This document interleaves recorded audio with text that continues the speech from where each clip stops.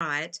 I tried to find out what its name was and if there was a pattern for it somewhere, and contacted the guild in Texas, and they searched and found who had made the quilt, contacted her, gave her my information, and then called me back and gave me the information and said I could call her, that she gave me permission to do that. So it is by Mendy Slone. And so she and I talked, and she had put a pattern together mostly for herself. And she sent it to me. I purchased it from her, and she sent it. And it's been here on my sewing room table for a while now, waiting to happen. And so when I was looking for the next project, this one popped into mind, and I thought this would be a good way to introduce some other techniques, and I could, with you, make this beautiful quilt. And so I thank Melanie for this pattern. And the other thing that you should know is that this pattern is not commercially available. So the only way that you can get this pattern is if you work through this with me here on Facebook Live and purchase it from the Quilt Show.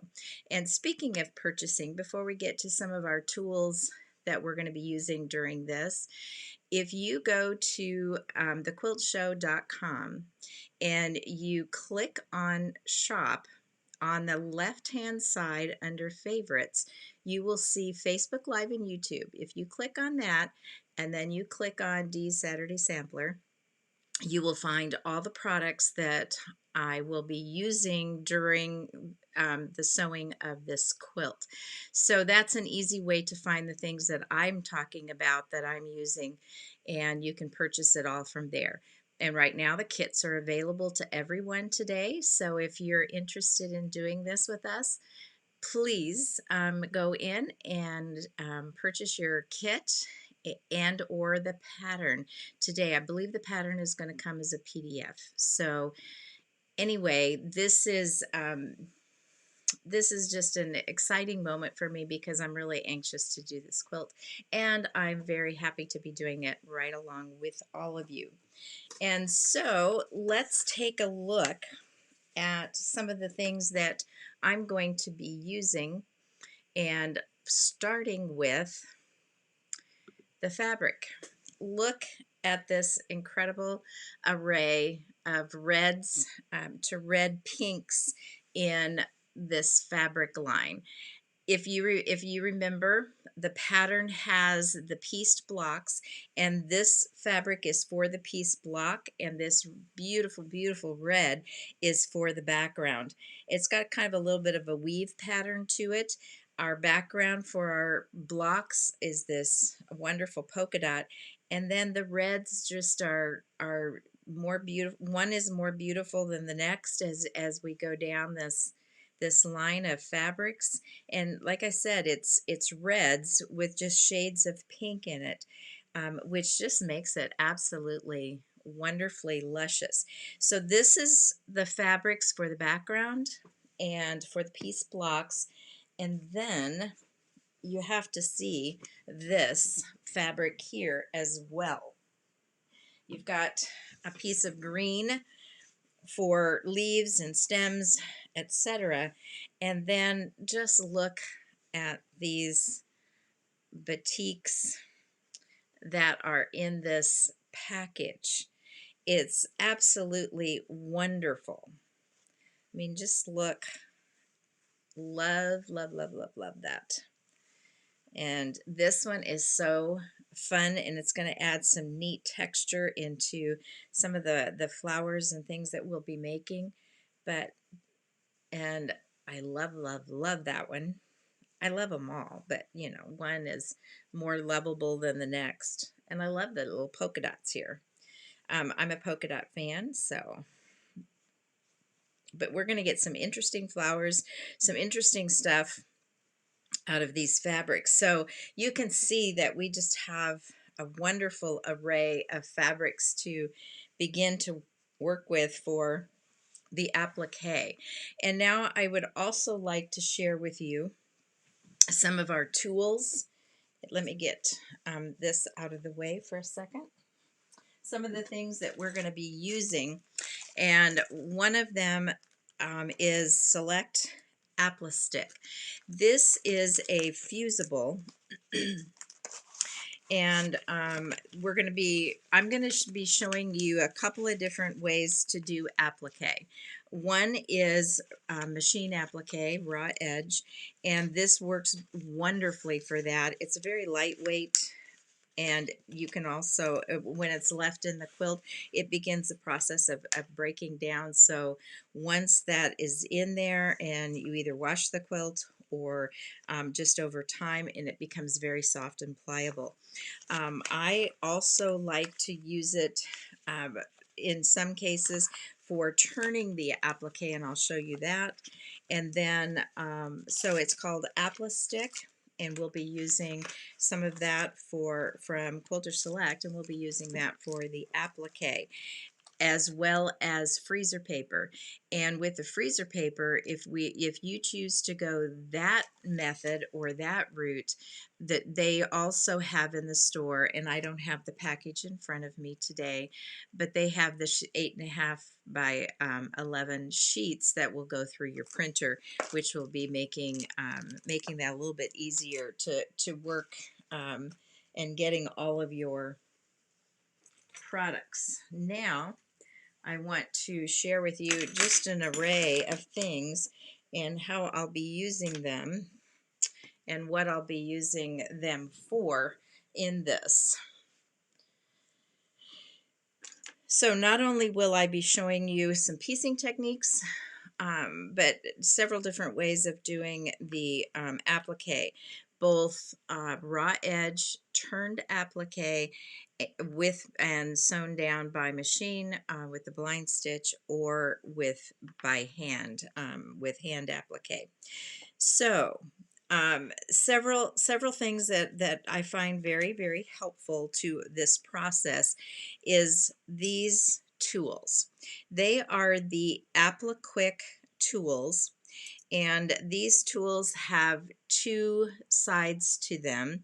This side has a little bit of a fork where it's going to help hold your applique in place as you work it, and it's got two prongs in the way that you lift it, so you can use your other one to turn your fabric and make that really easy, and we'll have some demonstrations with those as well.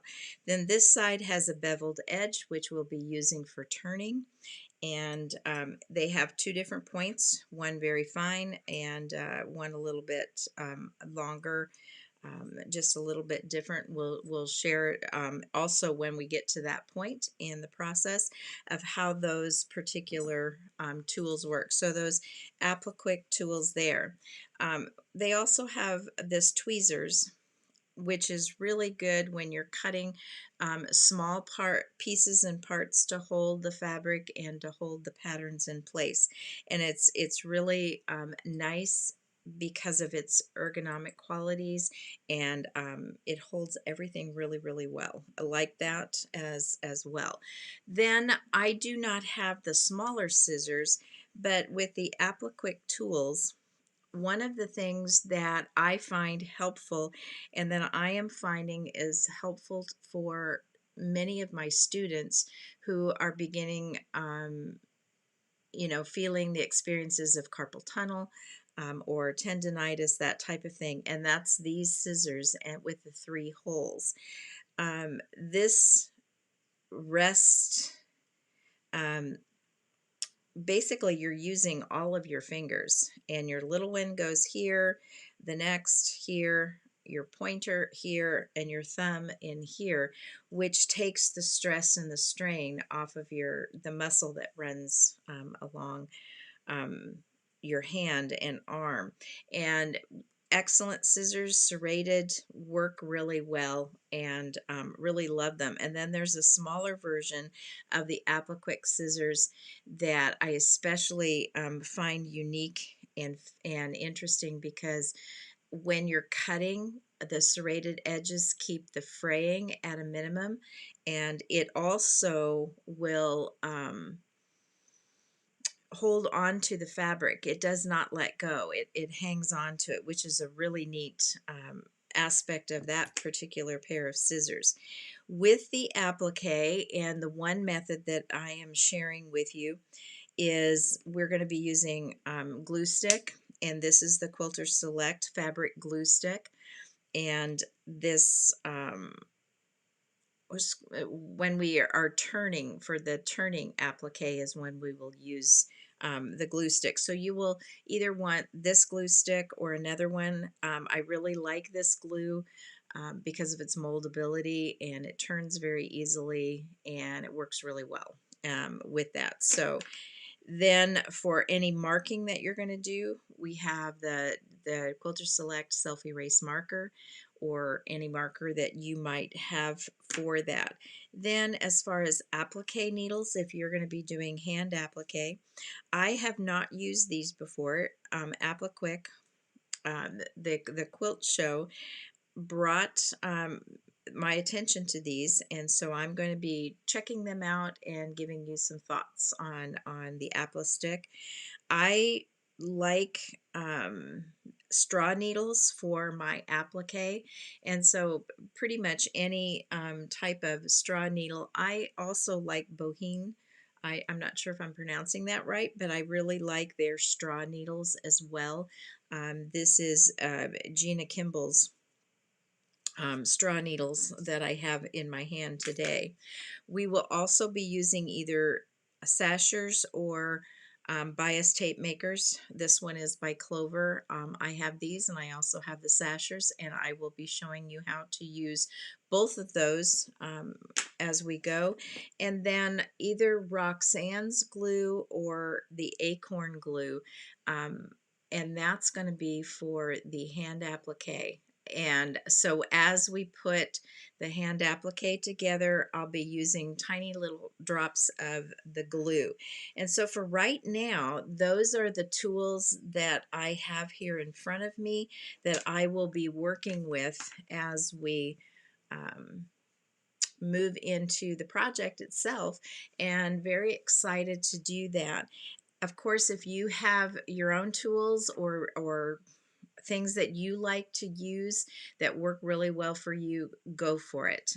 Use what you have and make use of that. But I will be showing you how I go about putting and piecing these blocks together, and giving you tips and techniques right along all the way through it.